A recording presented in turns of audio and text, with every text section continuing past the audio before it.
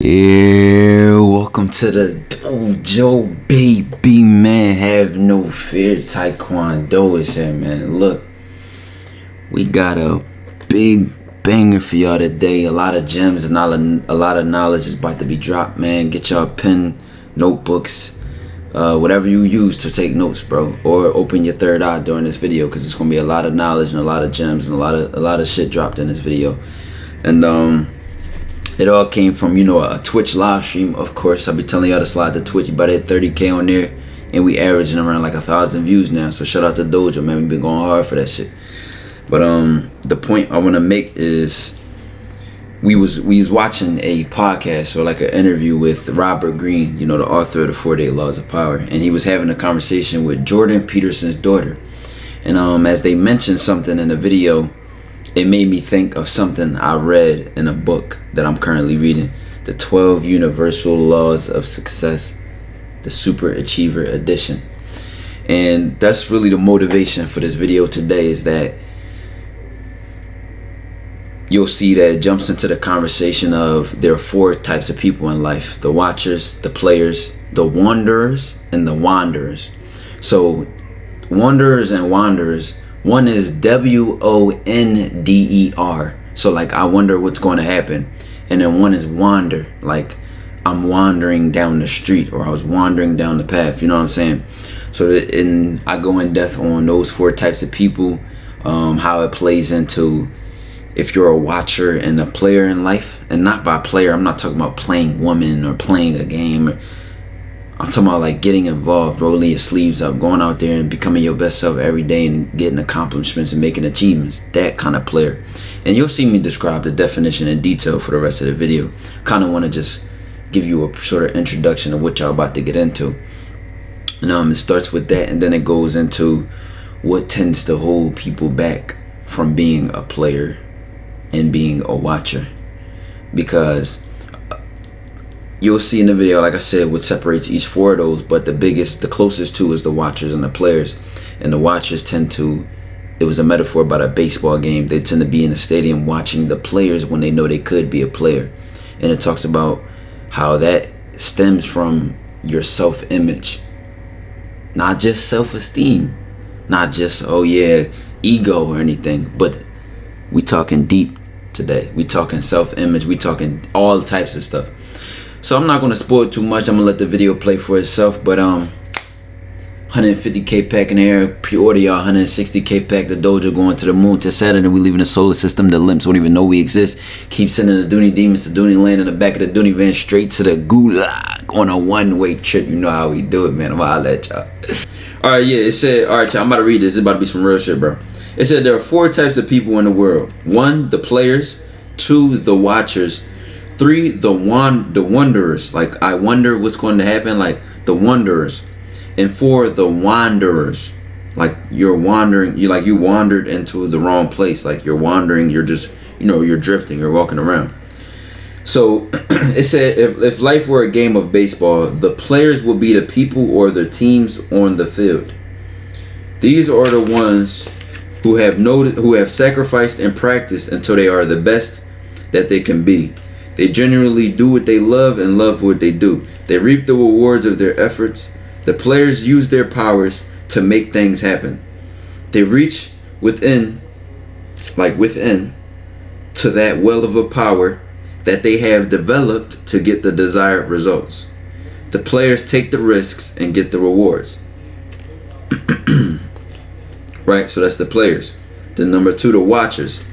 The watchers are the spectators sitting in the stands watching others play the game of life. Watching somebody else get the money, the recognition, and the girl. Everyone who is not on the playing field is a spectator. True watchers are the people who never really try hard at anything. They may dream of being a player, but at the first signs of difficulty, challenge, or disappointment, they discard their dreams and scurry off the playing field of life, silently vowing never to try that again. So chat, who remembers that quote? And if you've seen Spider-Man, bro, who remembers that quote? It was like this Jordan Peterson daughter, yeah. Y'all remember that quote? And mind you, this came from the movie Spider-Man, from Green Goblin. He said, strong enough to have it all, too weak to take it.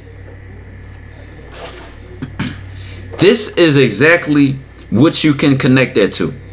Someone that's the watcher, because when you read the other positions, right? When you read the wanderers and the wanderers, you understand the difference between them, the watchers.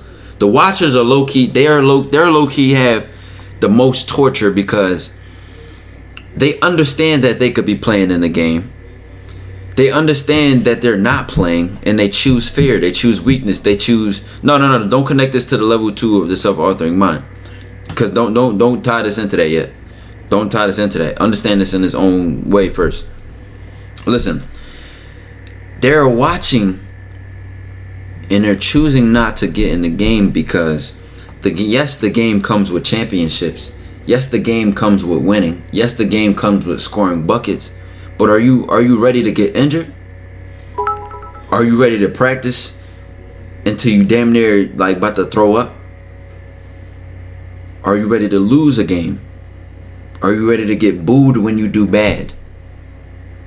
And until you truly accept everything that comes with being a player in the game, being a watcher is much safer. It's much comfortable. That's the best 2 words I could use. Safe and comfort comes with being a watcher, because when you get in the game, you have to accept all that comes with it, and your fear can stop you at that point. Or you can choose, and this is where you'll once we keep reading it, bro, some of y'all might be like, damn, that shit hit me to the T. You might be like, damn. I'm gonna just keep reading though before we break it down and get into it. All right. Yo, I appreciate the T1 side, my boy. I'm gonna turn the notice off so I don't get distracted. But it was saying these wannabe players take their seat in the stands with carefully crafted excuses and explanations for not being in the game. Watchers are generally people who had a dream but let it be compromised. Watchers often say, I should have done this or I could have done that, but I've had a good life. The wanderers, we are in the next type of person. The wanderers, WONDER, are the people who are in the parking lot. So the bigger metaphor is the baseball game. The players in the game, the people in the stands. Now the wanderers, they are in the parking lot outside the stadium where the game of life is being played. They hear the sounds of the players and the spectators, but they are not a part of the game. They know something is going on, but they must wonder what it is since they can't see. Wanderers learn about what's going on secondhand. They live their lives responding to outside stimuli and developing other people's programs. They often see the world in terms of would have, could have, and should have. So this is a step outside of being a watcher, because at least the thing about watchers is that they understand the game being played.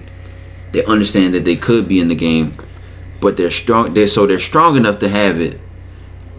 They're strong enough to have it all, but at the end of the day, they're too weak to take it. Chat, let me know if that makes sense. So when we get to the wanderers, they're not even watching the game. They're not even like on some shit where it's like they understand the game being played and they're choosing not to play. They're not even in the stadium. So it's just like, imagine, from my understanding, this is like somebody who all they do is fantasize, but they have no desire to manifest their own purpose and manifest their own goals. They just would just literally live their lives doing nothing and being nothing, and then they just don't care. The difference between that and the watcher, to me, is that the watcher might literally be depressed with their reality because they know they could be doing something. There's nothing more depressing than holding yourself back. There's nothing more bro, why y'all keep saying level 1 and level 2 and level 3? This is not. Don't associate this with the allegory of the cave. Don't associate this with that, because the allegory of the cave has to do with someone's consciousness. This has to do with how someone makes their actions in life. So maybe the only connection with the allegory of the cave that I'm seeing that you could apply here is if you could try to understand why someone is holding themselves back. And then you could say, okay, maybe they grew up and in the environment that they were in made them not, be ambitious, or made them mediocre, or made them complacent. But then at that point, they're blaming their environment for the way they are. But at the end of the day, let's say they grew up in a household which didn't tell them to chase their goals or to work hard, or didn't tell them, you know, to push themselves, then that's why they could be a watcher, because they never had the reassurance, they never had the support system which gave them the backbone to pursue what they want in life. But at the end of the day, let's keep reading. Now we get to the wanderers. WANDERERS. Wanderers. The wanderers are the people who are lost on the dirt road to the freeway, to the parking lot, outside of the game of life. They have no idea what is going on and no plans to find out. The wanderers are like thistles in the wind. They blow from pillar to post without goals, plans, or roots, ruled by their addictions and their appetites. They live for the moment and nothing more. This is like partying every weekend, getting drunk all the time, smoking all the time, living life just I'm just getting lit. I don't care about nothing. And I don't even care to care. You know what I'm saying? You just living life, and the only purpose you getting out of life is life's pleasures. The bots, the real life NPCs, yeah, basically. You on that type of time. I think the distinction between the wanderers and the wanderers is easier to see than the watchers and the wanderers. NPC mode, on God. So listen, that was just the part of that book that when I read, I'm like, damn, this motherfucker hitting like a sledgehammer, bro. So then the book further progresses, and this, mind you, this is the 12 Universal Laws of Success. Just got my hands on this, John.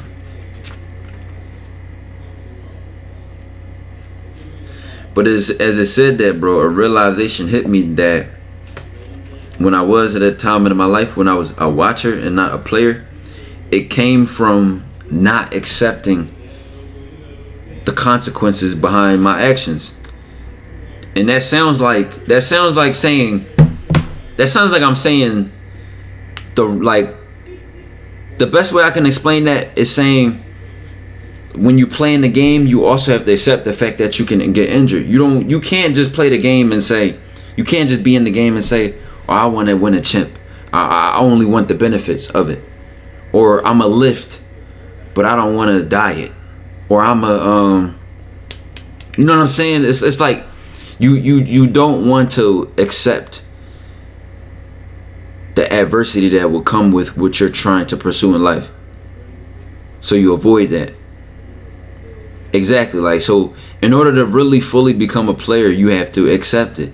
You have to accept, okay, if I'm gonna make YouTube videos or if I'm gonna play in this game, I'm gonna be out here, I'm gonna accept that I can be wrong, I can be right, I can be criticized, I can be attacked, I can be, it's not just, oh, I'm gonna just do this, make money, get views, and just all that. It's a lot that comes with it, the good and the bad, the ugly. Do you accept it all, and do you take it willingly? And that's the difference between the players. And that's where, if you choose not to do something in life because you deem it's too hard or too difficult or too stressful, you are strong, and you know you can do it. You're strong enough to have it all, but too weak to take it. Chat, let me know if that makes sense. Let me know if that hit, man. You know what I'm saying?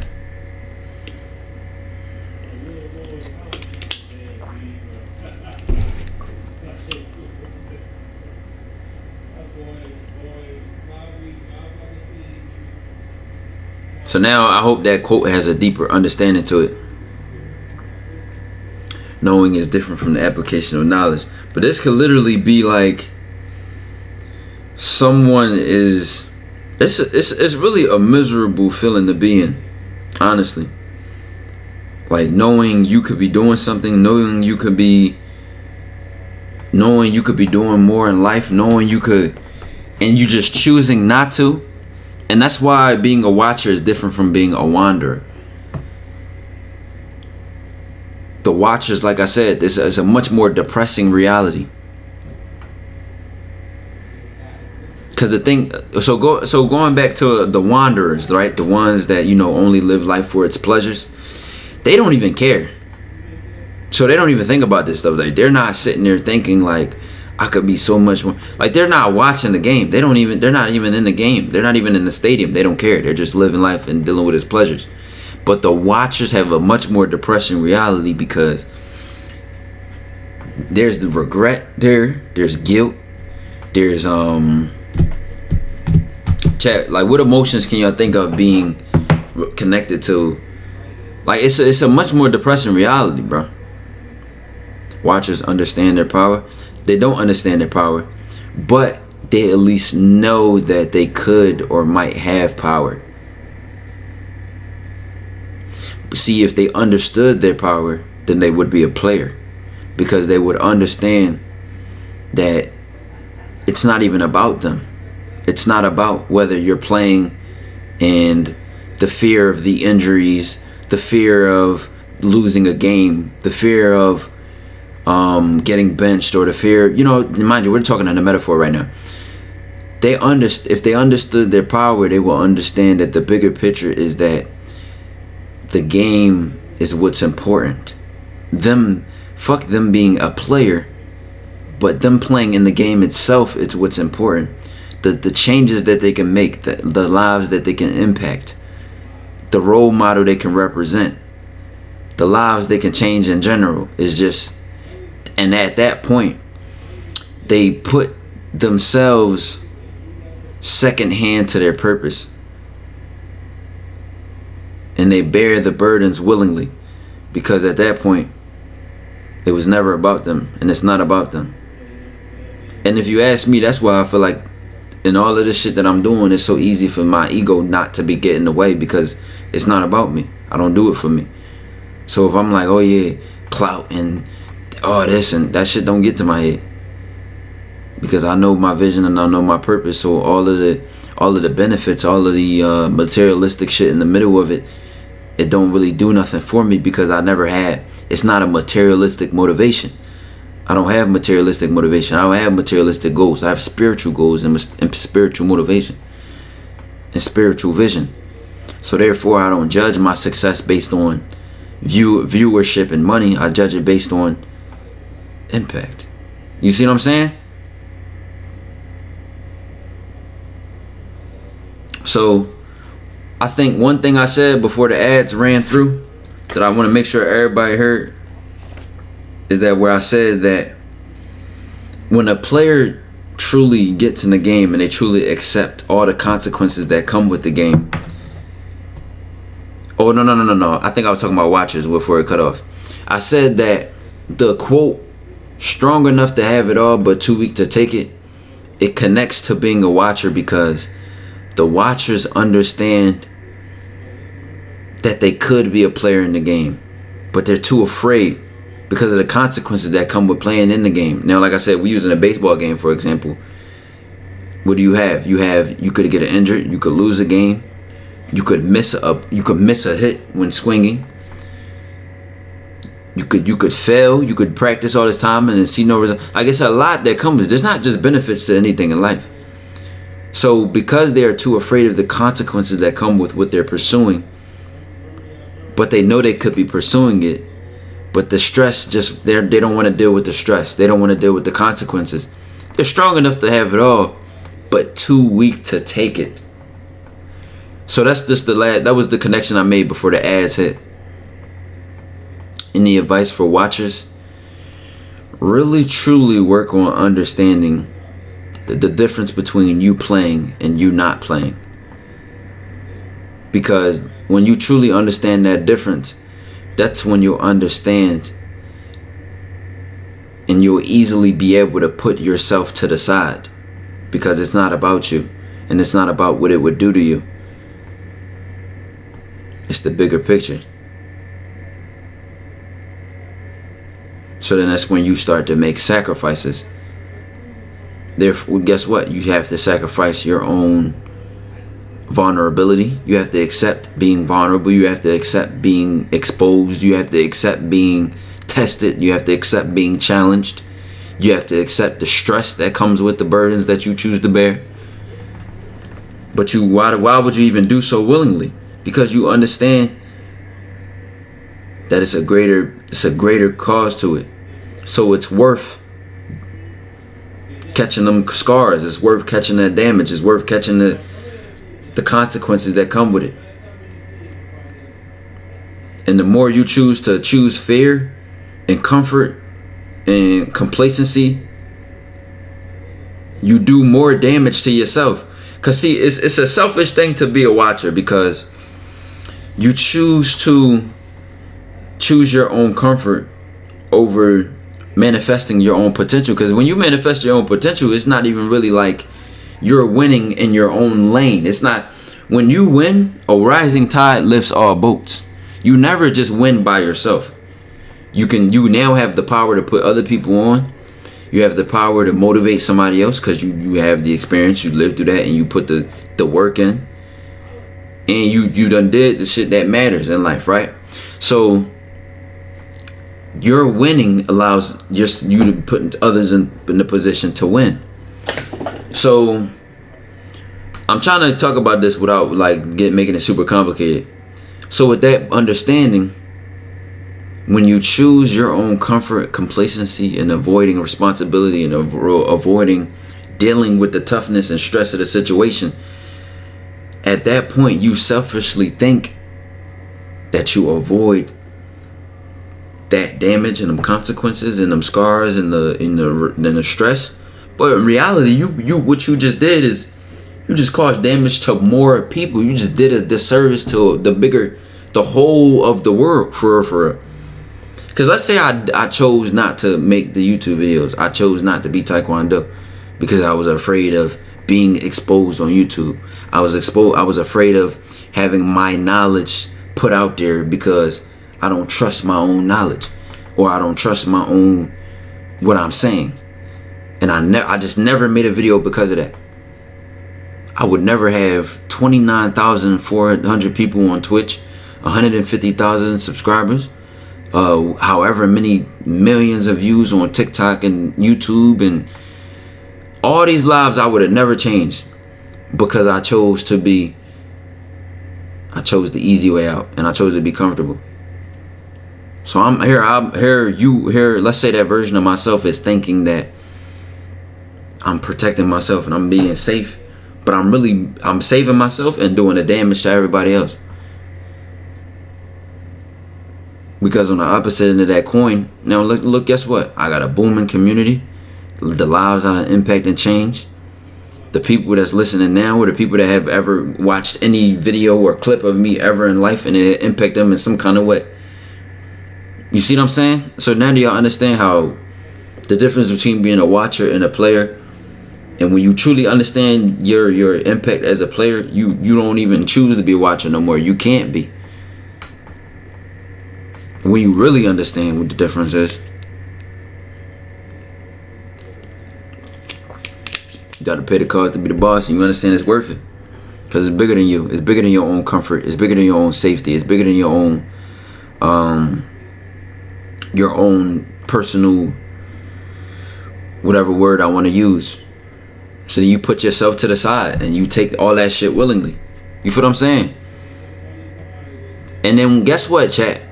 And this is why I admire certain specific leaders, right? Because you can't fake this. This death before dishonor shit, you can't fake this, bro. When you look at people like Bob Marley, when you look at people, especially Malcolm X. Malcolm X specifically said certain things and did certain things. Nipsey, making stores in the hood and still, doing business and making examples, knowing that it could get him killed. But let's stick with Malcolm X, for example. He would literally speak out and speak against certain people and things, whether it was John F. Kennedy, whether it was Elijah Muhammad, whether it was the Nation of Islam itself, or whether it was politicians, or whether it was media, or whatever in general he was speaking against, knowing that what he could say and what he could do would get him killed, or could get him killed. So at that point, with that realization, he has the choice between keep my mouth shut and let what's wrong continue to be wrong. Because if I open my mouth and if I speak against it, I put myself and my family at danger. His house was bombed before. But guess what? And this is why I truly believe in higher up and higher power. Because it was a specific time when his house was supposed to be bombed. And one of the bombs that they tried to throw was in his daughter's room. His 2-year-old daughter, his 4-year-old daughter, and his 6-year-old daughter. And the angle of the way that they threw it. See, one of the bombs went in the house. One bomb, I think they threw multiple bombs, but one bomb went in the house, and the other bomb they tried to throw in the room with his children. And his children was asleep at the time. But guess what? Plot armor, have it be, his family was untouched. His daughters never got it. It was something like the angle of the way the bomb with that shit bounced right back out the window. Aim. So his daughters never died that night. You know what I'm saying? And they was asleep, so they wouldn't have been able to. You know what I'm saying? Are you gonna live on your knees or die on your feet? There you go. You know what I'm saying? So, but as I'm getting back into this, it was a statement that he made. And it was like, you literally can't fake this shit, bro. You literally can't fake this death before dishonor shit. You can't fake this shit. This honorable lifestyle, this honorable, like, you can't, this is not something to be admired for, and just, it's not for clout, it's not for. And when you can look at his actions and you can see the things that he said and the things that he's done, and you see that you can't do these actions without fundamentally accepting that it could get you killed. You realize and you see clear as day that he truly did not live for himself. He truly lived for the people, because he was willing to put his own life on the line for the greater good of doing right by the people. And that is, bro, that is probably the most honorable thing I've ever even seen in my life.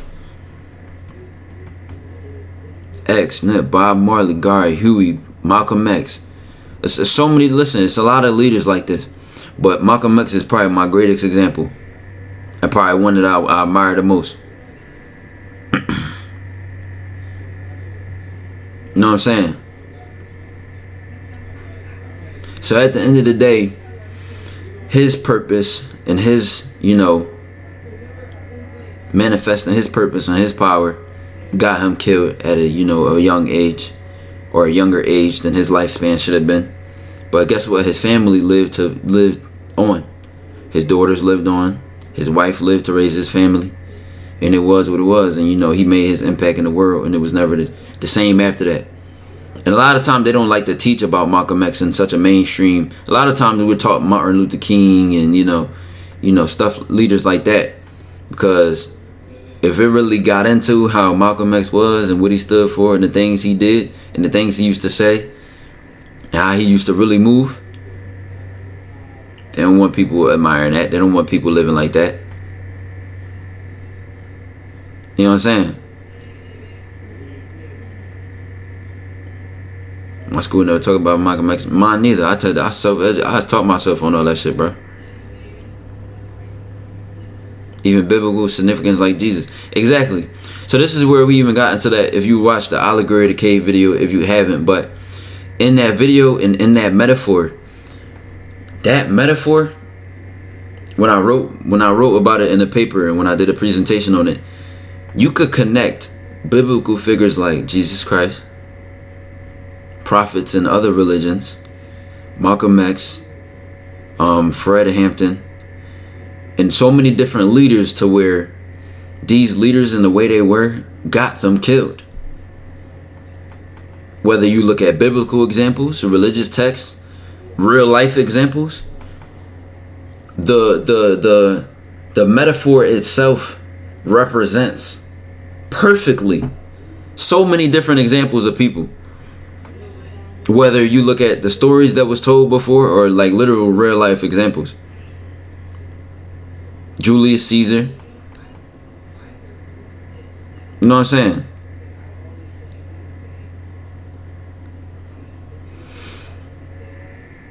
Alright, chat. All right, so now I'm gonna read the chat. So now I can stop. Now I can stop ranting. You know what I'm saying? Any questions, thoughts, and opinions. But no, this book was hitting, bro. I ain't even gonna lie. When we talk about wanderers, watchers, wanderers, and players, and then we get into chat. This is another thing I could read from it that's definitely worth it. It's talked about the 5 signals of a poor self-image. What book is that? The 12. This is the 12 universal laws of success. How much was the book? I don't even remember. Don't remember. But listen, Jay, y'all want to read this part? Like 15 bucks. Is that how much it costs? How do I find my purpose in life? Currently trying to find it. Find something that if it were illegal to do, you would still do it. I would say I found my purpose by taking a look at my life, where I came from, who I grew up with, where my path was taking me, where others' paths had led them, and why our paths have went different ways, and what difference I can do to make sure that people's paths go a certain type of way. So that's what helped me find my purpose in the most simplest way I can explain it. But I always had an inclination to look at things in such a spiritual way, in such a and just a way like that. So it was something, like I said though, it was something I couldn't fight even if I wanted to. And the more and more I fight it, I probably would have been more and more deeper into like depression and into like, it's like, that's why I said that a watcher has a much more depressing reality than a wanderer. Cause like with the wanderer, they were just having fun, fucking bitches, smoking, drinking, going to parties, living life, and they don't even care that they're not doing things or whatever. You know, they don't even care. They don't even care about playing in the game. But the thing about the watchers is they know and see what they could be doing, and they're choosing not to. They're choosing the easy way out. And that does something to you internally. That self-deception, that kind of like, if you know, you know.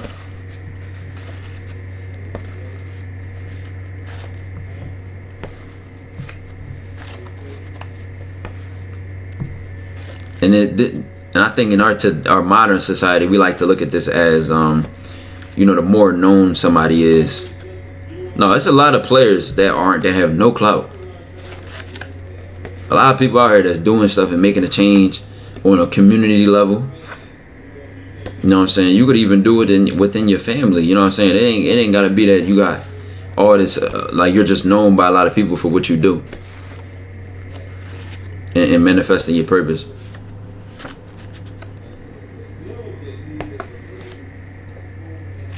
All right, so chat, I'm about to read the 5 signals of the poor self-image. So it said, number 1, putting the blame on someone else. By putting the blame for your own circumstances and situation on someone else, you avoid taking responsibility for what you have really done to yourself. If you do not take responsibility for your condition, you cannot change it, nor can you grow through it. And this is where I dropped that quote. That which you cannot grow through, you will go through again and again. So chat, as I say each of these 5 joints, y'all gotta really look at yourselves and be like, all right, which one hit for me? Do that sound like me, or it sound like it's not me? When I read that first one, that was never really me. I was never really the type to blame somebody else. But there are like 2 on here that was like, yo, before I really felt like I was on my shit. And even stuff that I, you know, as a person, you can fight every day in all your decisions and you know, mastering your own discipline. Stuff that I even still, this book made me realize that still needs to be mastered, or still needs to be attacked. So chat, for that was the first one. Putting the blame on someone else. So number 2, running away from your problems. When you are confronted with a problem or challenge, how do you respond? Generally, you can do one of four things: flee it, fight it, forget it, or face it. It is only when you face your problems and challenges and consider them projects to be completed that you grow stronger in faith and self-confidence. As your faith and confidence grows, your ability to handle greater problems and challenges improves. This was one that resonated with me personally, that when I read it, it was a moment of self-awareness to be like, there's definitely something I didn't realize that I've done before.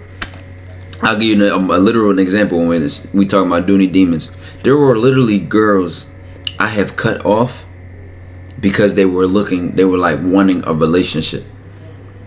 And not because like necessarily I didn't want a relationship with them, but I didn't want the responsibility.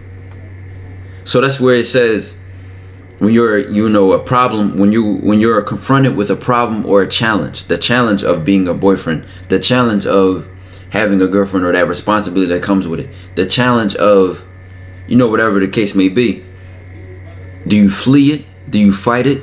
Do you forget it? Or do you face it? And all of the things in life, it says you should face it.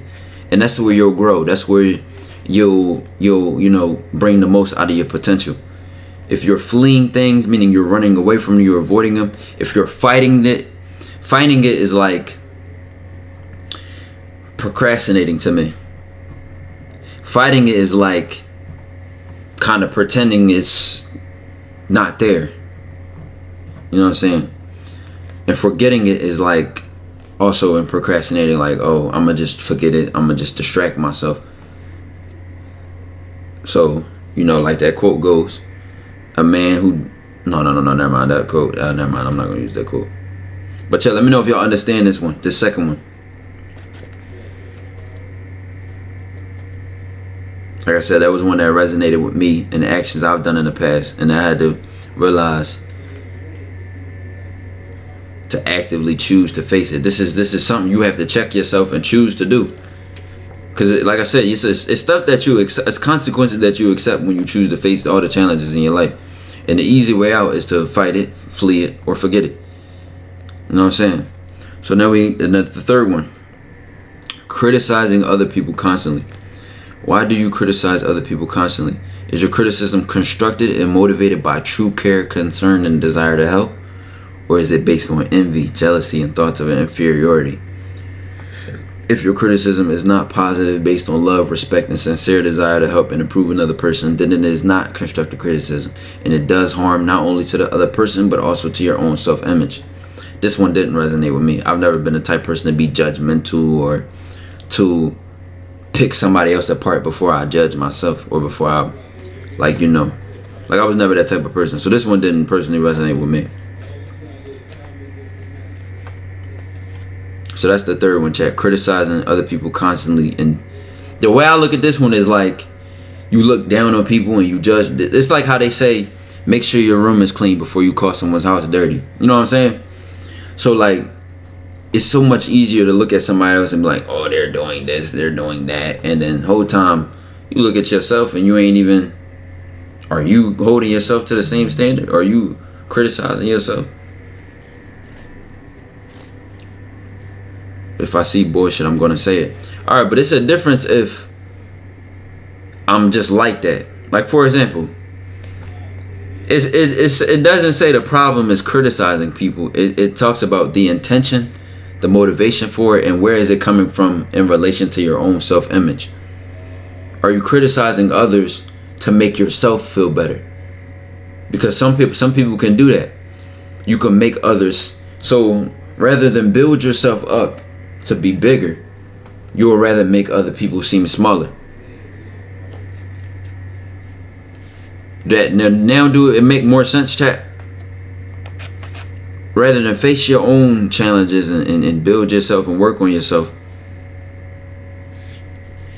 you will rather, tell somebody else that, oh, they're not doing this and they're not doing that, and fuck them, and you know what I'm saying?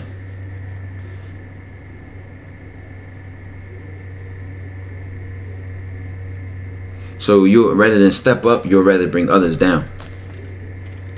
All right, 4. I'm going into number 4. Waiting for someone else to solve your problems and challenges. When you wait for someone else to solve your problems and challenges, you neutralize your own possibilities for learning and growing through experience. What keeps you from taking action when a problem or challenge presents itself? Is it fear of failure, that you won't do the right things, or is it fear of success that contradicts how you really feel about yourself? Whether it is the fear of failure or fear of success, it doesn't matter, since the result is the same: procrastination, inaction, and ultimately failure. So this one is like, this probably affects people the most, who kind of have been like pampered by their parents, and like, or not even if you've been pampered by your parents, but you just kind of sit back and let your life happen to you. This is you could fit into this category if you're the type of person who kind of just lets life happen, and you're not out aggressively attacking life and aggressively trying to, you know, take care of business and aggressively trying to plan shit out and make shit happen.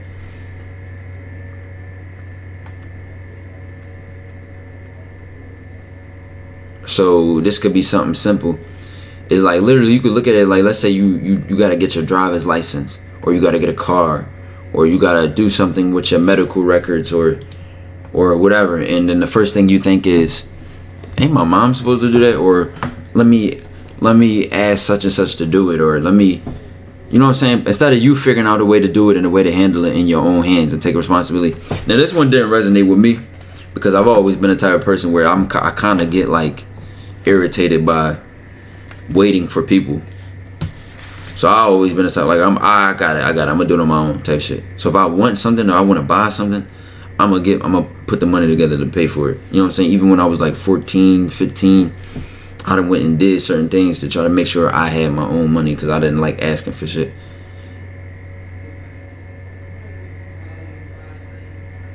So that's number 4. And then number 5 was pretending that everything is okay.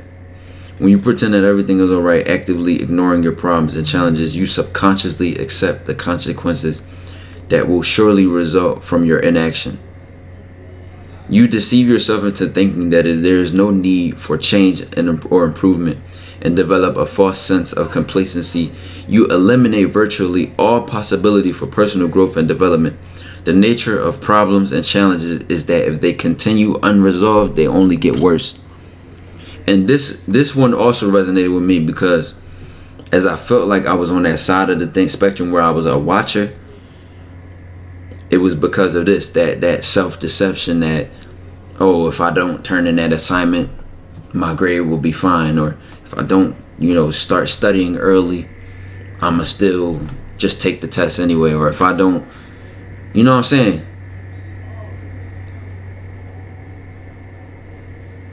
This is in that level of that. So it's like, yeah. Oh, that one makes sense.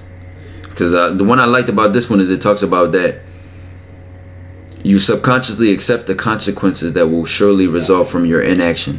So let's say you procrastinated something, or you avoiding some responsibility by doing something. The whole time you know the consequences of what's going to happen if you don't take care of that business. But at the same time, you still tell yourself, you still avoid it. You still, oh, whatever, it'll be fine. You lie to yourself. What's the name of the book again? The 12 Universal Laws of Success. And this is the Super Achiever Edition. So we just finished the five signals that you have, some poor self-image. And this could be the cause or the reason why you are either a watcher, a wanderer, or a wanderer, and not a player. It's kind of getting to the root, the cause of why you are holding yourself back in life. The basic way to wrap it up. So then, all right, I'm gonna say the vibe too. For the people saying say the vibe, I'm gonna keep the vibe up too. So look, the next part is problems versus projects, and it says a first step in developing a self-image that works effectively in attaining your goals is to analyze your present and past experiences. Were you generally successful, or did you give up and fail? How did you handle your successes and your failures? What did you do when confronted with serious problems? I want to stop right here to say that it was an earlier part in the book that talked about the fact that if you ever quit, it really says that, it really speaks on how you view your ability to, you know, persevere and be successful. Because you know what they say, when they never quit and quitters never win. Yo, alright, what's good? What's good with you? What's good with you, alright? But when they said that part early in that book, it was like, yo, because for real, at the end of the day, if you truly really believed yourself to the end of it all, you wouldn't quit. You would just find another way, or find something else. You know what I'm saying?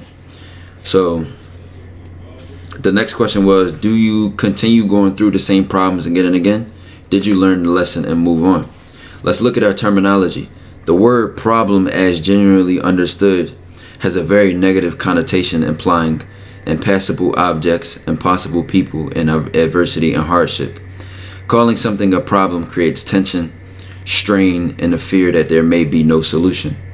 Using the term project to describe anything that you would normally call a problem suggests a positive endeavor of thoughts, feelings, and actions resulting in a particular desired outcome. In short, problems may or may not be solved, while projects are generally completed. So this is giving you like a little mental trick to change the way you see challenges or problems in life and call them projects. Because y'all gotta understand the way language works is that I say a certain word and you already have certain mental connections and association with that word. For example, I could say cop, and a certain kid from the suburb whose father is the chief of police, he hears cop and he goes, oh bro, cops, I love cops, you know, that's my family's good a connection with them, and you know, the cops are so, I love cops. And then when they see a cop, they feel safe. And then you could say cop to somebody like me, who, you know, growing up, cops was like the enemy. Cops was like, you know, well, fuck the cops. Oh shit, here come the cops. It's like it breeds that fear. It's that learned fear.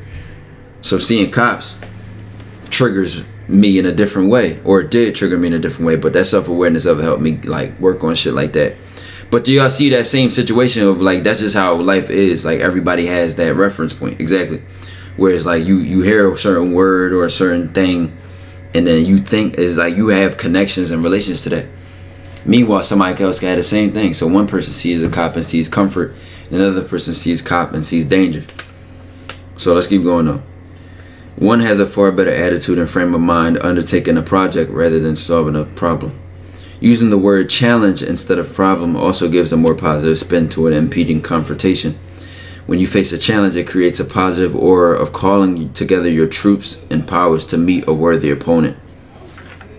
You know what's crazy? If you ever watch anime, typically a huge feature in one of the main characters themselves is that when they face a challenge, it's either one of two things. They get the challenges and it makes them, you know, it changes them in some kind of way, or they have that attitude to them, and it's not even got to be a main character whether you watch anime or not. Either they typically had that mentality where they look for challenges. So Baki, I was recently rewatching like the old Baki, like, and one thing about Baki is that he wants to be stronger than his father. So he will put himself in all these different, he will fight anybody it takes, or go and find the next strongest guy, so that he could be strong enough to be his father. So that's that example of looking for and aggressively looking for challenges because of, and then when in this book, as it says, worthy opponent, the whole idea that the opponent is worthy and thinking of that challenge or that problem as something you want to improve you, this all goes into that positive connection that you can connect to challenges in life, rather than saying, oh, a challenge is stressful, a challenge is too much for me, or a challenge is, when meanwhile the other mindset you could have is, let me look for challenges that are worthy enough to make me a better person. If not, it's boring. So even in Baki, he was under this training regimen like the older one, you know, he left them because he felt as though they couldn't train him, or they weren't really, you know, making him any stronger. So he went out and said, I'm gonna find my own strongest person. And then, you know, you could say this is the plot armor of the show, But what literally happened is he went into a park, and the next thing you know, the dude walked by, and this was like the best ranked boxer in the world, or whatever fighter in the world. And the next thing you know, he watched the guy spar, and they said that, you know, he was having problems finding people to spar with because nobody wants to fight him. They scared to fight him. They scared to challenge him. Next thing you know, you got Baki going there, and he was like, that turned him up, like that made him like, what? I want to smoke. You know what I'm saying? And because of that, guess what?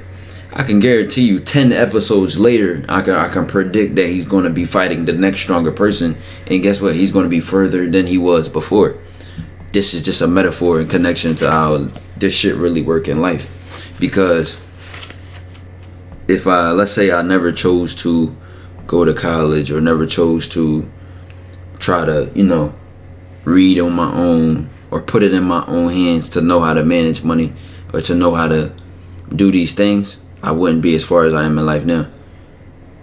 Or if I sit there and you know, decided to let life happen to me, and not to figure out how to edit, figure out how to make thumbnails, figure out how to make titles, and, you know, strategically. Because too many people, you got to realize this, too many people look for handouts in life, bro. So that goes into taking that accountability and accepting the consequences for what you do. Yo, you can't, bro. Listen, it's too many people in my DMs that be like, bro, can you, like, yo, react to this? You know what I'm saying? Because they know that if I react to their video, it's going to, you know, put some traffic towards their channel. But guess what? I react to your video one time, and then your channel dies after that, bro. You don't want me. You don't want that. You see what I'm saying? And it ain't, no, it's not just clout chasing. That's actually a smart business thing to think about. But it's not a long-term and sustainable solution. It's like looking for a knight in shining armor, bro. So I a lot of times won't do it, not because I'm trying to ego that person, or they don't deserve to be on my channel, but because I know that it's not going to help them in the long term. They literally are better off helping themselves. They're better off helping themselves. You know what I'm saying? So let's keep going, chat. Can you improve your self-image is the heading. And it says, since so much of the self-image is developed during the first stage of life, particularly during those first 7 years of age, is it possible during the second or even third stages to change the self-image to any significant degree? In fact, can you improve your self-image at all? So it's talk about these stages. It broke life up into like 4 stages. And it was like the first stage is 20 to 25. The second stage is, 40 to 60 or 30 to 45 or something like that. And then the third stage was 45 to 60. And, but it was saying that this is for like the average person. And not the average person, but this is the normal. This is what's normal, right?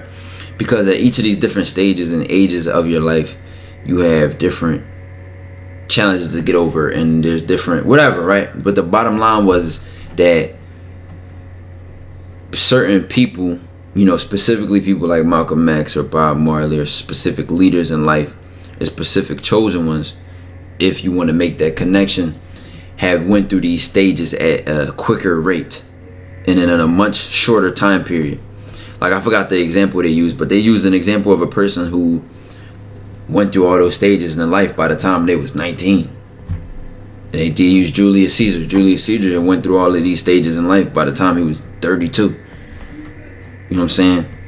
So it's typically people that understand their purpose at a young age, and go to that calling and stay into that and encourage that energy and stay true to that.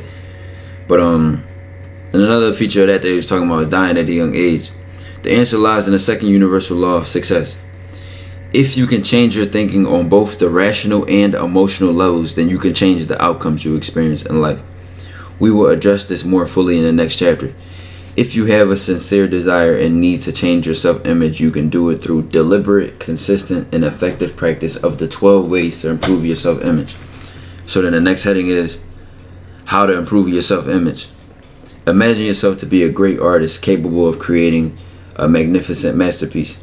In addition to being the creator, the artist, you are also the work of art created, the masterpiece. You can recreate yourself through changing your self-image to that of the person you really want to be. having the things you want to have, and doing the things you want to do. However, I must warn you, it is not easy and may not be pretty, but neither is being a caterpillar, ugly, bound to earth, and driven by hunger.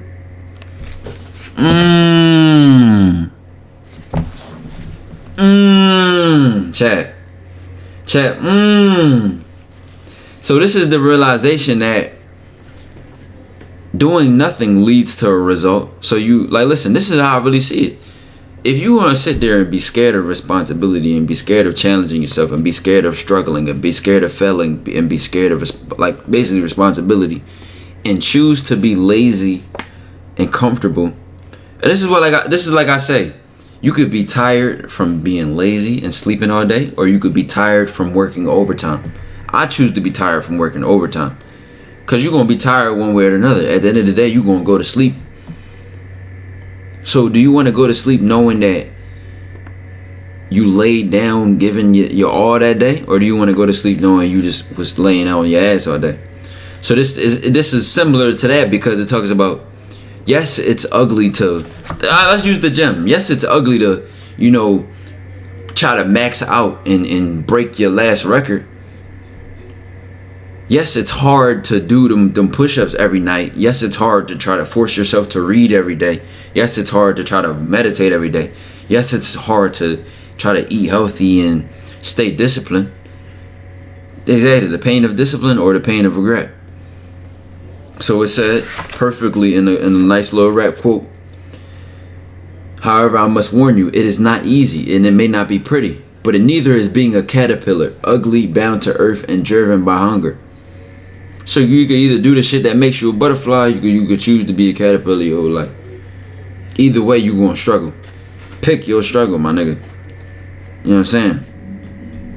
Being broke is hard, being rich is hard. Exactly. It's responsibilities and burdens that come with being rich and come with having a lot of money. But shit, it sure is the same thing when you broke. You know what I'm saying?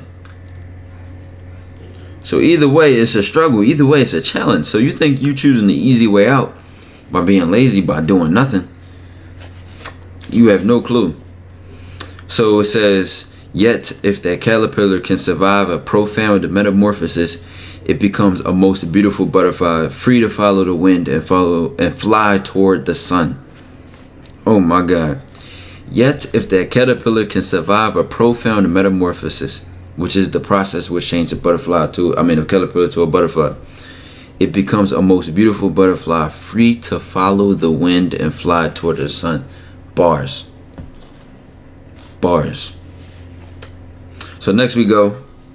You have the unique ability to create a new experience of life by changing your thinking about yourself, by constantly filling your mind with thoughts and feelings of the self-image you desire. You can, through persistent application, create that very self-image in your own life experience. There are many ways to improve and develop your self-image. It can be developed into a powerful magnet, capable of attracting the right people, the right circumstances, good health, wealth, happiness, and anything else that you can see in your mind's eye and feel in your heart. So this is how I use that example of Baki, where because he chose to leave his old trainer and look for a more challenging life, obviously plot armor had to be that same day or the next day he was at the park and the strongest fighter in the world walked past him. Well, I don't think it was the strongest fighter in the world, but this is like the top boxer in whatever weight class or whatever. And he followed that boxer to his gym and caught him sparring, and the next thing you know, he got a new opponent, a new challenge, which will make him stronger and better in life. But it ain't gonna be easy. The nigga might get his ass whooped in the process. The nigga might get knocked on his ass before he can come back and actually beat the boxer. But the fact that he tried to look for a new challenge and look for a new project in order to take him to that next level, he found one. Lo and behold, he found one. So the book mentions that it can be you can develop yourself into a powerful magnet capable of attracting the right people, the right circumstances. That's that plot armor. That's saying, okay, I want to do more for myself. I want to do this. I want to do that. I want to be this in life. Next thing you know, you might find somebody that could be your mentor. You bump into such and such at the Dunkin' Donuts. This dude a millionaire. this, you know what I'm saying?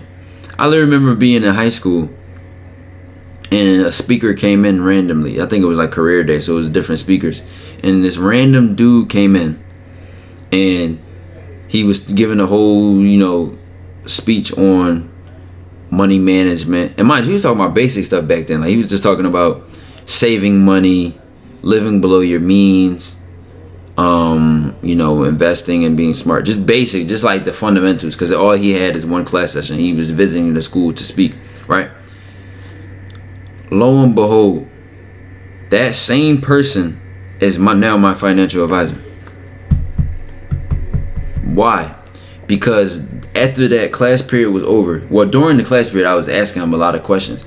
But after the class period was over, I approached him and was like, yo, like, you know, I respect the knowledge that I did in the third, blah, blah, blah. And the next thing you know, he gave me his card and was like, you know, we could talk more about this after that. And then after that, I asked him to be my mentor. And then, you know, for the next like couple of years, me and him just was talking. You know, he'll recommend me books. You know, he'll give me like, listen, dude, like, leaked information for me that he gets from working with, you know, the banks that he works for. And fast forward, now I'm in a position that I am his client now. And throughout them years of like just me knowing him and like being my mentor, that mentor role, he would tell me stuff like, you know, other stuff about his clients. Like one client brought him $300,000 and, you know, whatever. Or, you know, one of his biggest clients is worth 80 million. But the coincidence of having it be that that person came to my classroom and then I was asking them questions. And then I was like, you know, looking to help myself.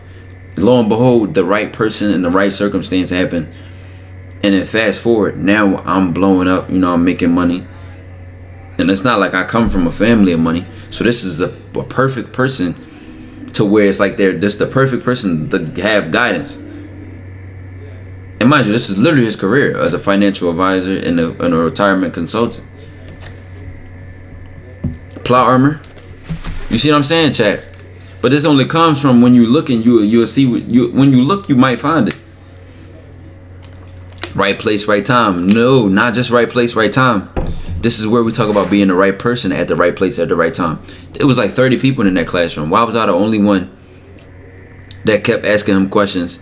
I wasn't on my phone during the class. And then I approached him at the end of class to make sure that maybe I could form a mentorship from this, or some sort of form of relationship to where I can keep getting the knowledge and picking his brain. It was 30 other people in that room. Right person, right place, right time. I was hungry. I ain't want to live in poverty the rest of my life. I ain't want to, you know, make the same mistakes that, you know, people that come from where I come from, the mistakes that we make. You know what I'm saying? I wanted to grow out of whatever shell I was in. And I was looking for those challenges, and I was looking for those people. And guess what? I found them. So let's keep going, chat. Let's keep going. So, where the fuck was I? Oh yeah, Caterpillar. There are many ways to improve and develop your self-image. Again, the powerful magnet, blah, blah, blah. Anything in your muscle. This process of growth from whom and what you are to whom and what you want to become is called the work. Put the work in. The work.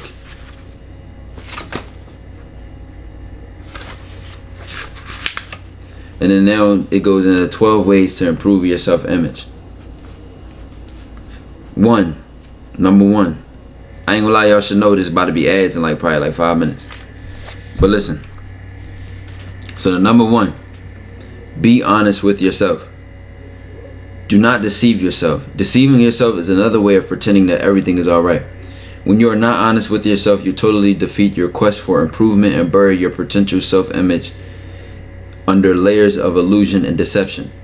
You are like the gardener who pretends that there are no weeds in the garden as he busies himself planting new flowers. One day he looks up from his planting and realizing that in spite of all his efforts, the weeds have consumed his garden. When you are not honest with yourself, you destroy your possibilities for growth and improvement, and the weeds will consume your garden. So just because you pretend everything is okay, just because you deceive yourself and lie to yourself, does not mean that the consequences and results you'll face in your reality will pretend that you're okay too. You know, if you're the gardener that pretends that there's no weeds and you just keep planting, next thing you know, you're going to look up and all the weeds that done killed your whole garden. So whether you like it or not, whether you face the challenge or face the responsibility of dealing with the reality or not, the consequence will come. The result will come. We don't got to say the word consequence, because that, I feel like some people might look at that as a bad thing. The result, it might come based on your actions. Like example of me was procrastinating and not turning homework assignments in on time, or, you know, not studying for a test ahead of time. Next thing you know, I take the test and I get a grade. I'm like, what the fuck? Whole time is because I didn't study, I didn't prepare, and I didn't plan how to prepare weeks ahead of time. Next thing you know, it's the weekend before the test and I'm trying to cram. So I'm gonna just use that example of school just an easy example to think of. Or, for example, you not taking care of business ahead of time. Next thing you know, some shit happened in your life. Now you need money. Now you need fucking, you know what I'm saying? Now you need money. Now you wish you would have took care of these kind of things back when you had the chance to. The weeds starting to kill your garden, but you realize you should have took care of the weeds. Now it's never too late, but I'm just saying, some circumstances it will be too late. But as long as you ain't dead, you ain't done. Number 2, develop your imagination. Your imagination is the blueprint for your future reality. It is the first step in the creative process. Where there is no vision, the people perish, but they that keepeth the law, happy are they. What is the law referred to in the scripture? Because in the beginning of the book, it talked about, it would reference the Bible a couple times. But you don't have to be Christian to learn from the points that it's trying to make. It is the universal law of thought and manifestation. If you can think it, you can do it. If you can visualize it, you can become it. Through your imagination, nothing is impossible. Develop your imagination by reading stimulating material.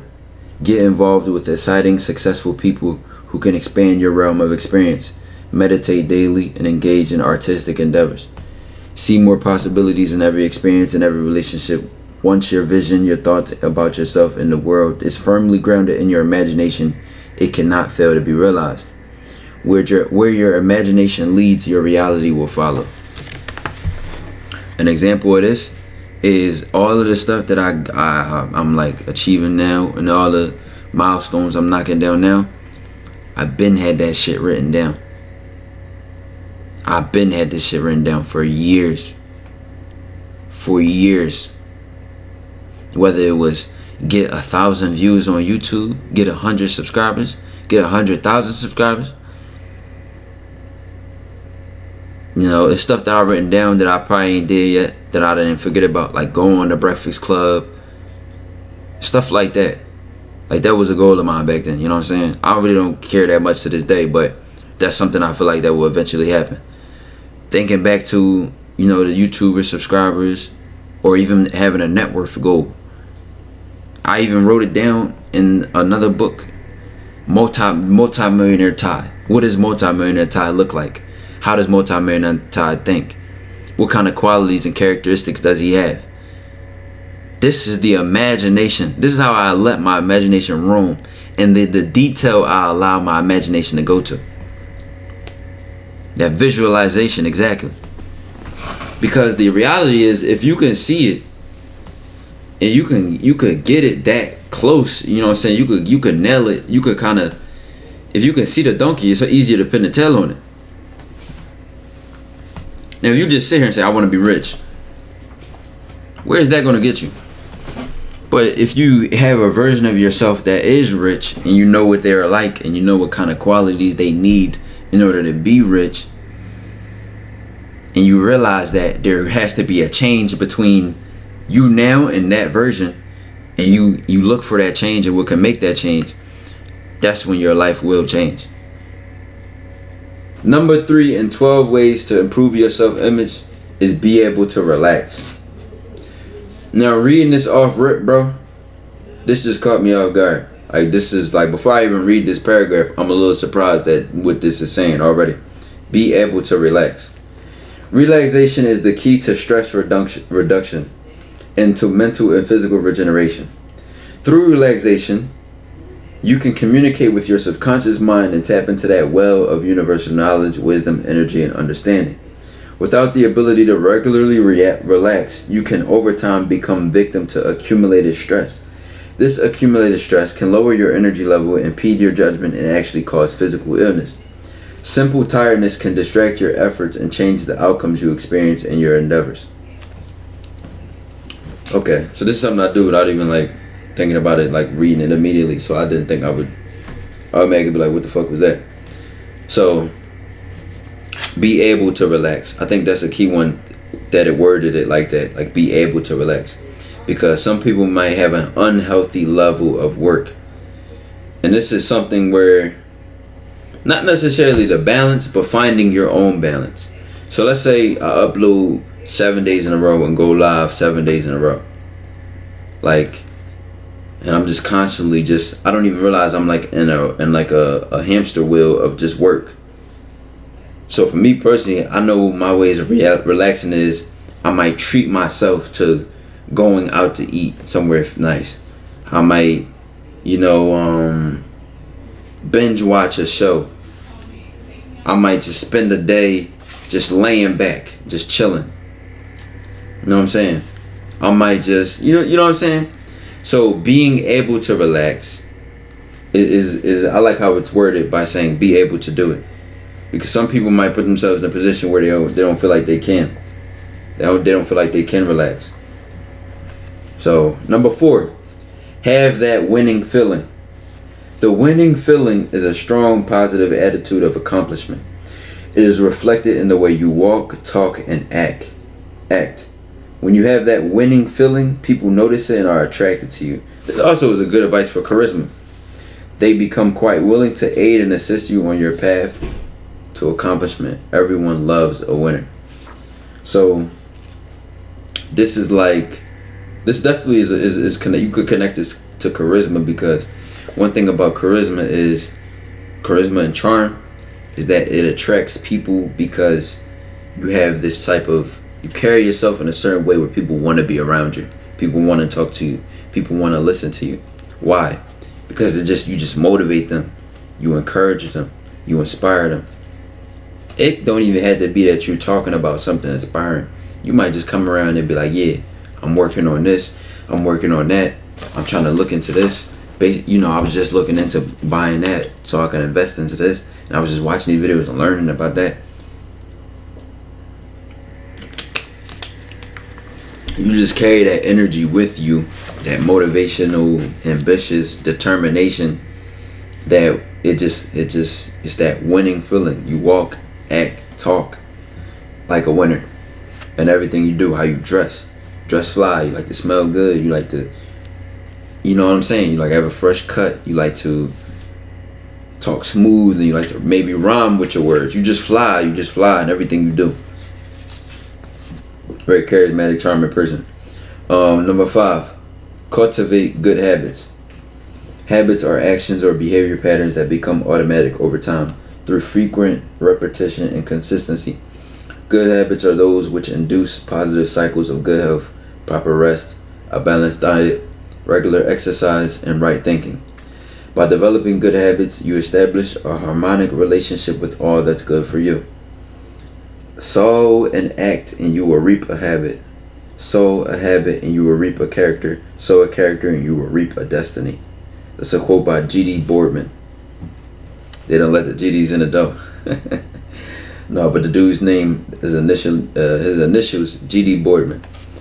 The choice of habit are generally too small to be felt until they are too strong to be broken. That's a quote by Samuel L. Johnson. Damn, the chains of habit are generally too small to be felt until they are too strong to be broken. Chat, say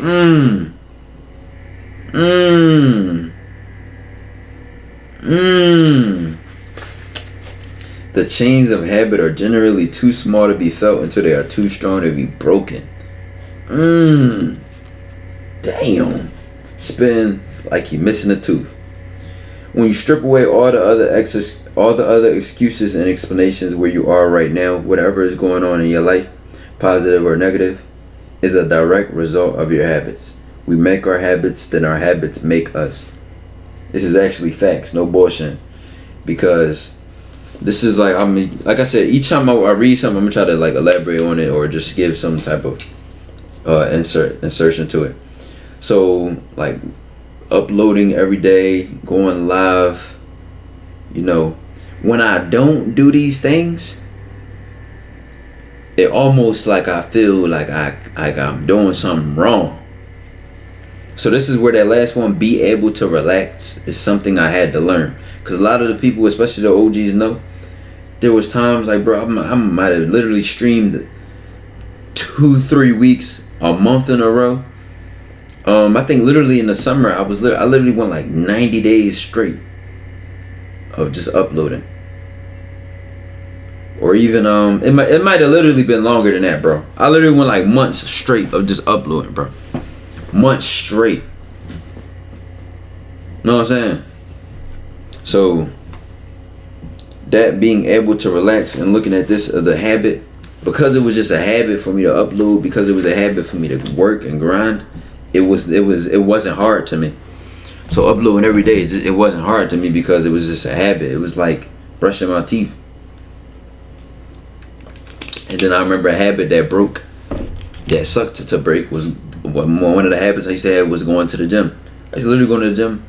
It used to be literally such a strong habit. I remember working, right? And let's say I worked, and I had work from 3 to 11 that day, right? I'm getting off of work at 11. I'm not getting home or in my area until like 12.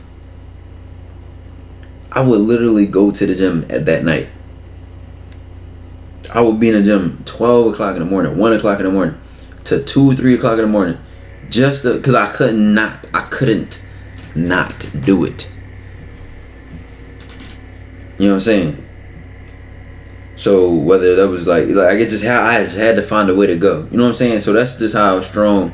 Like when a habit is really strong, like the quote says, you know what I'm saying? The chains of habit are generally too small to be felt until they are too strong to be broken. It's hard to break a habit when it's there. You could have bad habits too, so just be aware of that. Number 6, aim to be happy. Have a great sense of expectancy each day. Expect each day to be full of happiness. Experience each day from a perspective of happiness. Focus on the good and positive aspects of every moment. What you focus on through faith will happen. When you face each day with a great sense of anticipation and expectancy, you become magnetized for the object of your expectation. Expect happiness and be happy. This is a powerful one that could be really slept on, because when you wake up, do you even expect to achieve your goals today? Do you expect to be happy? Do you expect to have a positive outcome of your day? I say this one is slept on because you might not even realize how you do the opposite. You wake up and say, oh, today's going to be the same as it was yesterday. Today's going to be boring. Today's going to be nothing. And I remember being depressed, and one thing about that being depressed is that you wake up and expect nothing, damn near. Chad, is that an accurate, description of that? It's like you wake up and expect nothing. It's not even that you expect bad things. It's not even that you expect, everything's just gonna go wrong. That's very pessimistic. Obviously, that's expecting something bad. But it's like you wake up and you expect nothing. You don't even expect to, change your life that day or do something and become better that day, because you have no expectation at all. So where this one says aim to be happy, expect to be happy, expect, positive results, expect your actions to get you somewhere, that makes a huge difference, because if you don't expect it, you probably won't even try. You know what I'm saying? If you don't even expect it, you won't even try. Because things you expect, you almost treat them as they inevitably come. They're going to come inevitably. Whether you like it or not, what you expect is going to come. You know what I'm saying? So it's like if I expect that I'm going to upload a YouTube video today, or I'm going to go live, or I'm going to, you know, take care of some business or some errands, if I'm expecting it, at that point, it's almost like I treat it like, all right, let me just deal with it. Let me just take, like, it's going to happen. You know what I'm saying? I mean, I'm already expecting it to happen. If I don't expect it to happen, if I expect nothing, I don't even look forward to it. I don't even think about it. But since I am expecting it to happen, I'm already thinking about it. I might be thinking about when to do it, how to do it, and organizing to do it. All just because I'm expecting it to happen. So that's the power, I believe, that's in that one. Aim to be happy. Number 7. Unmask. Unmask.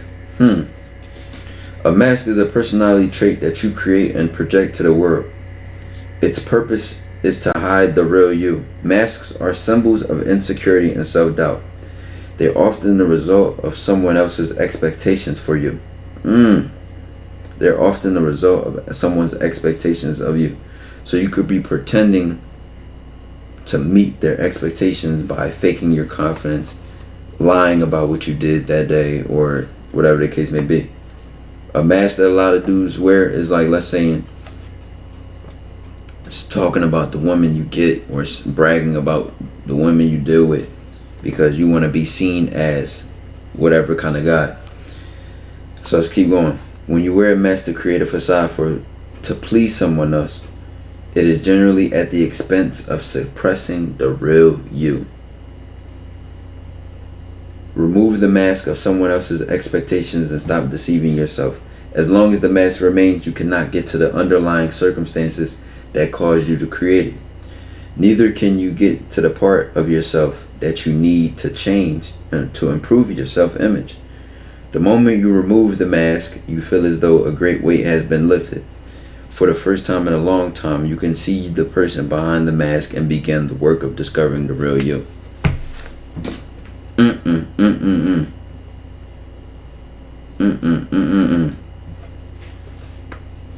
Number 8, have compassion. I feel like this is a really self-explanatory one. Like that one about the mask is like, I think a good thing to point out there is that you're literally suppressing the real you by wearing this mask. And as long as you continue to, but I kind of feel like that's common sense though. So I don't really think it's worth elaborating on that. I'm trying to look at it one more time though, just to be like, if there's anything that I feel should be said here. Yeah, basically, if you just continue to put the mask there, you will never get to what you need to do in order to change your life. So, 8 is have compassion. You must be sensitive to the needs of others and be willing to give assistance. As you progress along your success journey, you can acquire a greater sensitivity and a greater responsibility to the plight and condition of others. This human sensitivity puts you in harmony with your creator. This is very true. This is spitting. And elevates the quality of your own being. 110%. 110%. I mean, just literally think about, like, I'll just give an example now.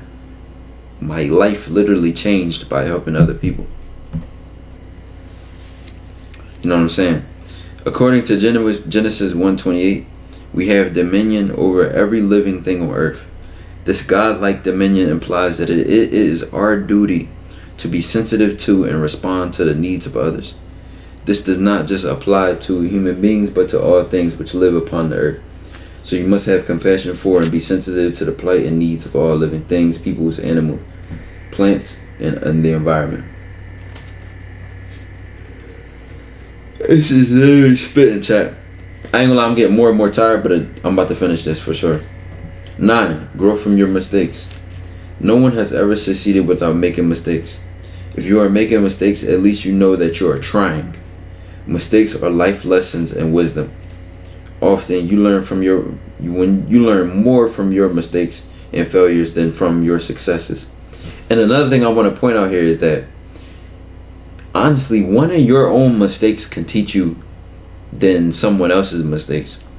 Because, you know, a wise person will learn from somebody else's mistakes so they don't make the same ones.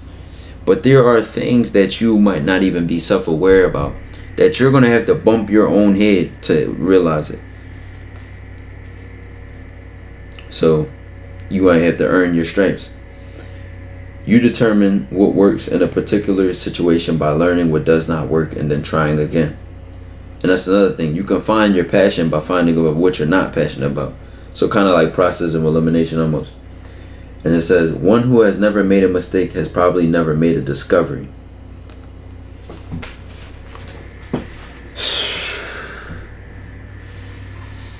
Oh my God, bro. Chat. One who has never made a mistake has probably never made a discovery.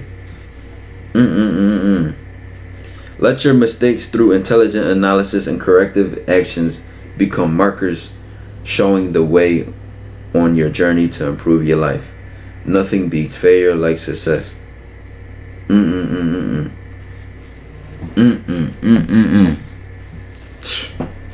Number 10. Acknowledge your weaknesses. Any weakness or personal shortcoming that is not acknowledged cannot be overcome. Refusing to acknowledge your weaknesses causes rationalization and deception, and therefore perpetuates that very condition.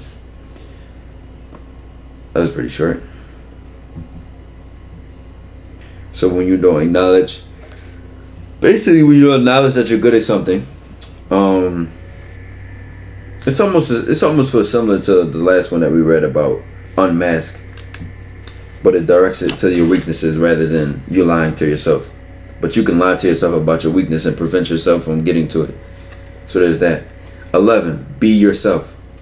People who pretend to be someone or something other than themselves never discover who they really are.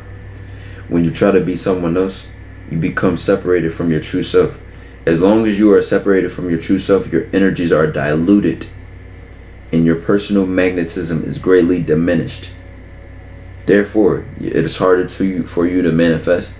It is harder for you to visualize. It is harder for you to work towards your goals because you're at war with yourself and you have internal conflict.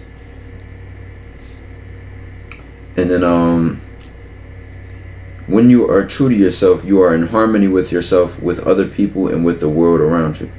And this is why, for real, it's so easy for me to do, calls and answer people's questions and solve certain problems, because I am aligned with myself. My intuition, my intelligence are all in sync. So my compassion and all of these things are all ready to go. So that by the time I'm listening to somebody talk, it's easier to hear them. Don't let that fly over your head. 12. Never stop growing. Life is a constant orchestration of growth through adversity and challenge.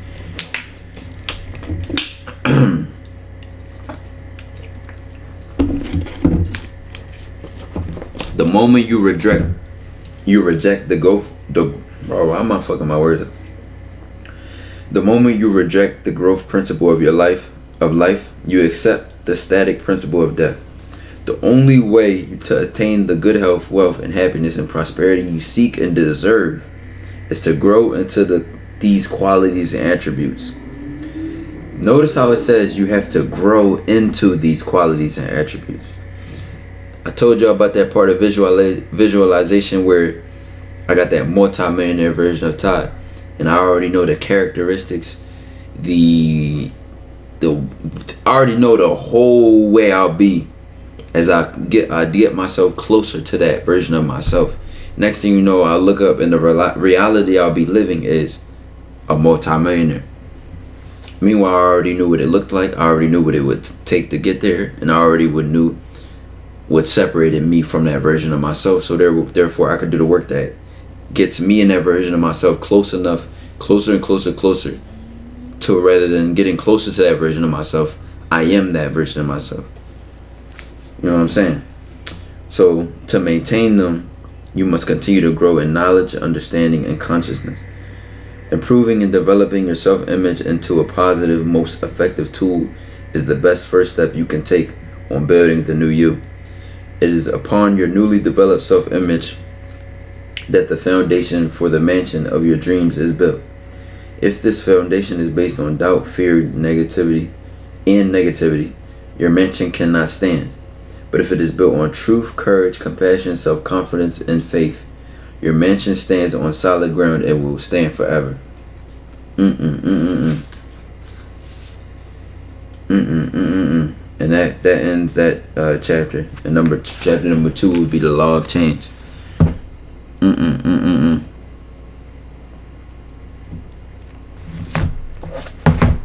Alright, chat, that commences what will be for the YouTube video, man.